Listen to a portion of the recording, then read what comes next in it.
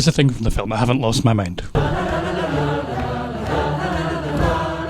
So there are two things in films I'm not really that big a fan of, and that's musicals, and also that's unnecessary expository voiceovers. The Testament of An Lee is laden with both of these, and so honestly, it's kind of like a miracle that I enjoyed this film at all. I had a real back and forth experience watching this film. On one hand, the gorgeous scale of the filmmaking had my eyes wide with excitement, but on the other, the delivery of its story and how it fails to achieve what it sets out to do left me a little frustrated and a little disappointed. So there are plenty of people out there who love a musical, and I wish I was one of those people, but for me it's just not a format I can really get into. Especially in a film like this, I feel it takes away from the storytelling and can become a little bit of a distraction. Now just to be clear, I'm not doing a Timothée Chalamet here and saying it's a dead art form and it shouldn't exist, because when a musical is great, it is great. It's just usually it's not something that's for me, and The Testament of An Lee only furthers that feeling for me. The bigger and bigger part it played in the film only felt like it was taking away from the story that the film was trying to tell me. The musical numbers didn't feel like they were adding anything. Instead it felt like great storytelling and great character development was being sacrificed. And so it's because of this why the film then has to rely so heavily on unnecessary expository voiceovers. Personally, I think there's nothing that ruins a great story more than expository voiceover. It's put there to tell you what to think and what to feel. It's also put there to tell you what the characters are thinking and what the characters are feeling. It removes the need to engage. It removes the need for the story to be compelling. Because if you don't need to think for yourself and the film can just tell you what to think, then why at any point should you pay attention? And this became more disappointing as the film went on, because there were so many moments, so many great moments, where this film would wow me. Whether it was these moments of infectious rhythm, or of towering cinematic scale, or some absolutely stunning performances. Amanda Seyfried in particular, who delivers an incredible performance in this film. The film would keep pulling me in with these unimaginably beautiful things, only to then pull me out of it and make me start the whole journey over again. It all led to a film that in the end left me feeling very unfulfilled. Despite saying it's the Testament of An Lee, I felt I no better understood her by the end of this film. She felt like the idea of a person, rather than someone that you could understand why so many people would believe in her. If you can't believe in her, if you struggle to know who she is, then how can you ever understand why people themselves believed in her? For me, it was the biggest letdown of the film is that it failed its primary character. It's a real shame, because there is something magical tucked deep away in this film. And in those brief moments where I got to see it and experience it, I loved it. I wanted more of it. But in the end, I was left conflicted and disappointed with my time watching this film. So when it comes to recommending this film, I suppose it would come down to two aspects. If you love a musical,